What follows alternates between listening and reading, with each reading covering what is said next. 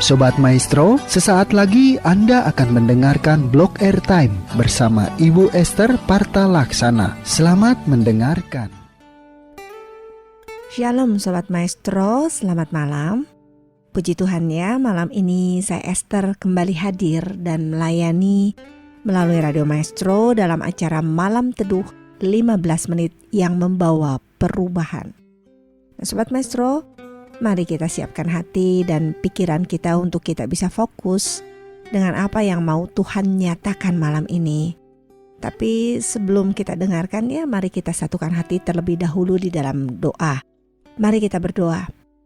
Tuhan Yesus yang baik, kami bersyukur Tuhan untuk kesempatan malam hari ini. Kami masih dapat kesempatan untuk bisa mendengar pesan-pesan-Mu.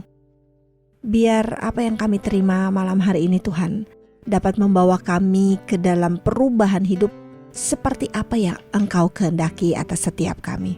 Urapi setiap kami Tuhan, urapi juga hamba-Mu ini. Biar kuasa-Mu yang bekerja di dalam dan melalui hamba-Mu ini. Berbicaralah Tuhan atas setiap kami siap mendengar dan juga mau untuk mengalami perubahan di dalam Engkau. Terima kasih Tuhan Yesus, terpujilah nama-Mu, haleluya, amin. Sobat Maestro, tema kita malam hari ini adalah membangun iman di atas dasar yang benar. Nah, karena apa yang mau saya sampaikan ini cukup panjang dan gak cukup waktu kalau malam ini harus saya bagikan semua, saya akan bagi dalam 2 sesi ya. Malam ini sesi pertama dan Rabu depan kelanjutannya. Nah oke, Sobat Maestro, tentang membangun iman di atas dasar yang benar ya.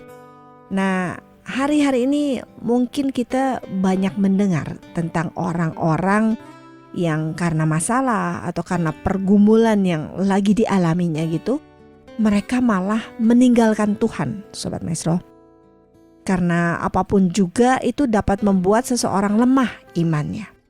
Padahal mereka itu orang-orang percaya loh, anak-anak Tuhan gitu. Bahkan juga sudah melayani Tuhan. Nah, mereka orang-orang yang mengenal Tuhan dan juga firman-Nya. Nah, Sobat Maestro, mereka meninggalkan Tuhan karena tidak memiliki iman yang teguh. Nah, kalau Anda baca kisah Abraham ya, di sana kita banyak mendapat pernyataan-pernyataan tentang bagaimana iman Abraham di dalam segala situasi dan kondisi. Karena iman, Abraham taat, Sobat Maestro. Karena iman, dia juga mau berdiam di tanah yang dijanjikan Tuhan. Lalu karena iman, dia mau mengorbankan anaknya. Dan masih begitu banyak contoh-contoh daripada bagaimana iman seorang Abraham. Maka dari itu, dia itu disebut sebagai bapak orang beriman. Ya kan Sobat Maestro? Nah, kalau bicara iman ya, apa itu iman ya? Mungkin ada dari Anda yang belum tahu apa sih itu iman. Nah, kalau Anda yang udah tahu ya puji Tuhan ya. Ini bagi Anda yang belum tahu, saya mau sampaikan apa itu iman. Iman adalah dasar dari segala sesuatu yang kita harapkan dan bukti dari segala sesuatu yang tidak kita lihat. Itu ayatnya ada di Ibrani 11 ayat 1. Sobat Maestro, betapa pentingnya kita ini membangun iman yang kuat, iman yang benar.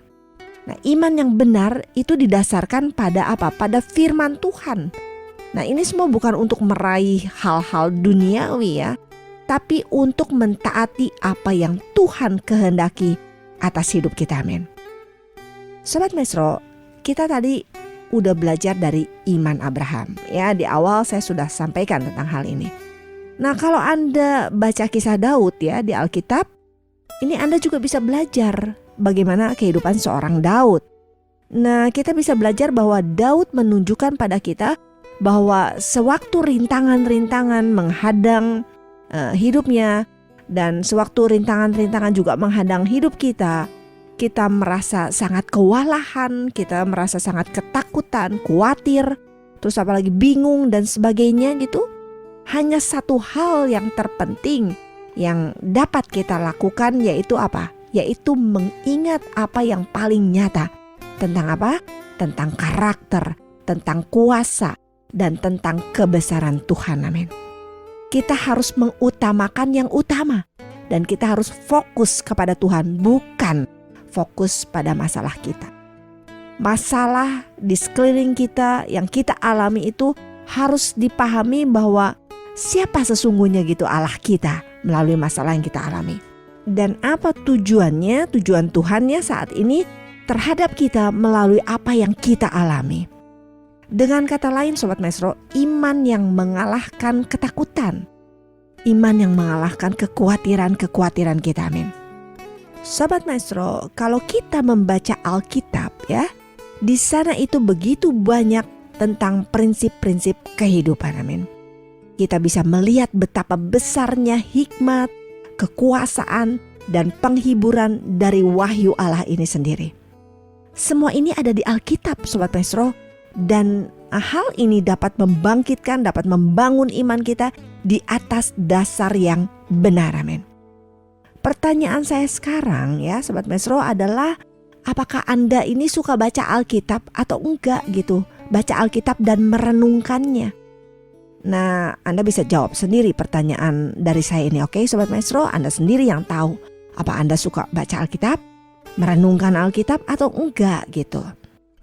Sobat Maestro, di tengah zaman yang terasa sulit ini, keadaan-keadaan yang mungkin tidak baik ya terjadi dalam kehidupan kita, dan Anda sedang mengalami hal ini, mari kita bangun iman kita di atas dasar yang benar.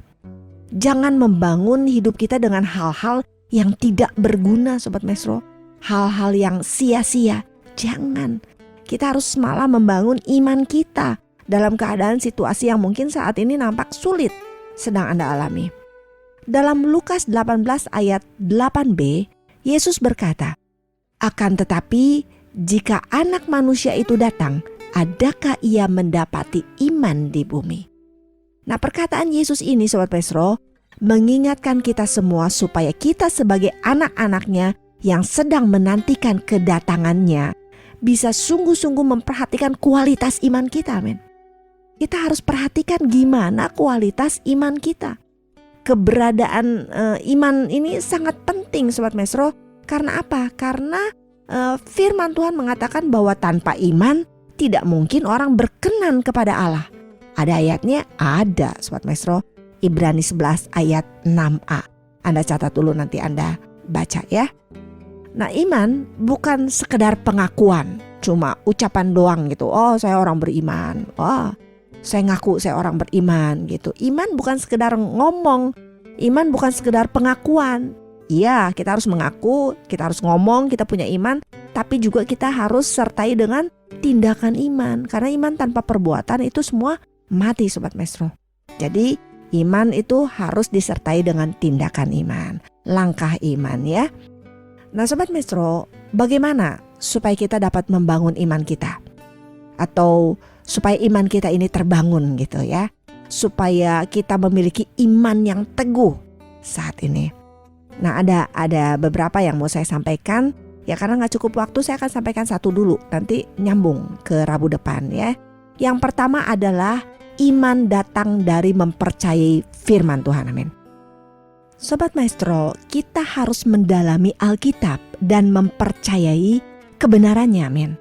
Namun Sobat Maestro, bagaimana hal itu dapat meningkatkan iman kita dan menguatkan keberanian sewaktu kita khawatir, cemas, ketakutan dan sebagainya? Bagaimana kita dapat mempercayai Tuhan kalau Tuhan itu dapat menolong kita pada masa-masa yang menakutkan? Sobat Maestro, Rasul Paulus dapat dijadikan contoh yang baik untuk hal ini. Rasul Paulus ini pada sebuah kesempatan dia rindu pergi ke Roma. Kalau Anda baca di Kisah Para Rasul ya, dia rindu pergi ke Roma untuk memberitakan Injil, Sobat Maestro. Namun sebelum dia dapat sampai di sana, dia malah dipenjarakan di Yerusalem. Dia dituduh, dia difitnah oleh para pemimpin Yahudi yang harus membuatnya berhadapan dengan Yerusalem dan Roma sekaligus. Nah, dua blok kekuasaan ini adalah dua blok kekuasaan yang terkuat pada saat itu, Sobat Maestro. Nah, kalau kita pikir ya, mana mungkinlah Paulus bisa menang gitu menghadapi atau melawan gabungan daripada dua kekuatan besar seperti ini, ya kan? Nah, sekarang Anda coba bayangkan Sobat Maestro, Apakah masalah berat yang sedang kita alami saat ini, yang mungkin menimbulkan ketakutan dalam hidup kita saat ini gitu, sama beratnya nggak dengan yang Paulus hadapi? Keadaan Paulus saat itu tuh terus bisa menggetarkan Paulus, bisa bikin Paulus ketakutan, bisa bikin Paulus cemas, Sobat Maestro. Keadaan Paulus saat itu ya, Paulus baru saja melewati 2 hari yang amat berat akibat perlakuan orang-orang yang menyerangnya, Sobat Maestro. Tentunya dia bisa cemas dong dengan keadaannya, bisa takut, bisa khawatir gitu. Sepertinya keadaannya saat itu bisa aja dihukum mati, Sobat Maestro. Nah, Anda bisa baca kisah ini di Kisah Para Rasul 22. Anda baca dulu ya nanti. Nah, namun Sobat Maestro, hal ini tampaknya tidak pernah melintas sedikit pun di pikirannya Paulus. Karena sewaktu Paulus berada di penjara, Yesus itu menampakkan diri dan berdiri di sisi Paulus dan berkata kepadanya, "Kuatkanlah hatimu, sebab sebagaimana engkau dengan berani telah bersaksi tentang aku di Yerusalem, demikian jugalah hendaknya engkau pergi bersaksi di Roma." Itu Kisah Para Rasul 23 ayat 11. Nah, betapa perkataan Yesus ini membangkitkan keberanian Paulus, Sobat Maestro. Dan perhatikan ayat ini, Yesus berkata singkat dan jelas bahwa engkau pergi bersaksi di Roma. Yesus gak bilang panjang lebar, Sobat Maestro, bahwa nanti gitu Paulus ke Roma, tapi sebelum sampai di sana Paulus harus dipenjara dulu. Paulus akan alami badai hebat di laut, dia harus bela diri di depan pengadilan dan sebagainya. Tidak, Sobat Maestro, Yesus itu bicara singkat dan jelas. Yesus ingin memastikan pada Paulus kalau ia berbicara, Paulus dapat menganggapnya sebagai sebuah kebenaran, amin. Salah satu karakter Tuhan adalah dapat dipercaya, amin. Perkataannya dapat diandalkan dan Paulus mengetahui hal ini. Dan dia percaya pada apa yang Yesus katakan. Hidup Paulus bergantung penuh kepada perkataan Tuhan. Paulus mengalahkan ketakutannya karena apa? Karena dia percaya, Sobat Maestro. Seperti kata Yesaya bahwa rumput menjadi kering dan bunga gugur, tetapi firman Allah kita tetap untuk selama-lamanya, amin. Yesaya 40 ayat 8. Sobat Maestro, mengapa Yesus tidak mengatakan lebih banyak hal lagi kepada Paulus? Karena apa? Karena Tuhan sedang membangun iman dan karakter Paulus di tengah-tengah keadaan yang menakutkan. Sama seperti Tuhan juga membangun iman dan karakter kita lewat apa yang saat ini sedang kita alami. Sobat Maestro, mungkin kita bisa bilang, iya, Paulus gak akan gentar. Karena apa? Karena Tuhan kan bicara langsung kepadanya. Lah, kita kan gak dengar Tuhan bicara, gak terdengar gitu suara Tuhan oleh telinga jasmani kita. Benar, Sobat Maestro, kita gak dengar suara Tuhan. Tapi tidakkah kita mengerti bahwa Tuhan itu sudah bicara pada kita melalui apa? Melalui firman-Nya. Nah, firman-Nya ini yang mendatangkan kekuatan dan penghiburan kepada kita di saat kita ketakutan di dalam pergumulan yang kita hadapi. Pertanyaannya saat ini, Sobat Maestro, adalah bagaimana Tuhan dapat berbicara dan menyatakan dirinya kepada kita. Lah, kalau kita juga gak pernah meluangkan waktu untuk membaca dan mendengar apa yang Tuhan katakan melalui firman-Nya. Jadi Sobat Maestro, untuk kita bisa membangun iman kita dan memiliki iman yang teguh itu, yang pertama adalah kita apa? Mempercayai firman Tuhan, amin. Baca firman Tuhan, Sobat Maestro, dan kita harus percaya kepada janjinya, amin. Oke Sobat Maestro, karena waktu yang tidak memungkinkan, kita akan sambung lagi Rabu depan ya. Tuhan Yesus memberkati, amin. Kuasa-Mu terlebih besar, Tuhanku terlebih besar. Tak pernah terlambat janji-Mu ya Tuhan, menolong hidupku.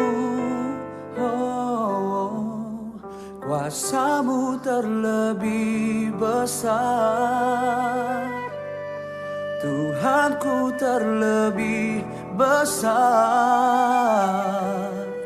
Tak pernah terlambat janji-Mu ya Tuhan, pulihkan hidupku.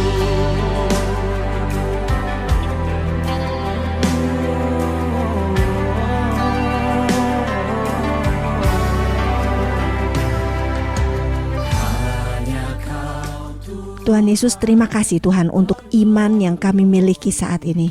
Kami tidak mau iman kami goyah karena masalah yang kami alami. Kami mau iman kami terbangun melalui apa yang kami alami. Iman di atas dasar yang benar pasti memberi kami kekuatan di dalam segala situasi dan kondisi. Kami percaya Tuhan, kuasa-Mu terlebih besar. Tuhan kami terlebih besar dari segala persoalan yang kami alami. Terima kasih Tuhan Yesus untuk malam hari yang membangun iman kami ini. Terpujilah nama-Mu. Haleluya. Amin. Sobat Maestro, Anda baru saja mendengarkan Blog Airtime bersama Ibu Esther Parta Laksana. Anda dapat mendengarkannya setiap hari Rabu pukul 23.20. Tuhan Yesus memberkati.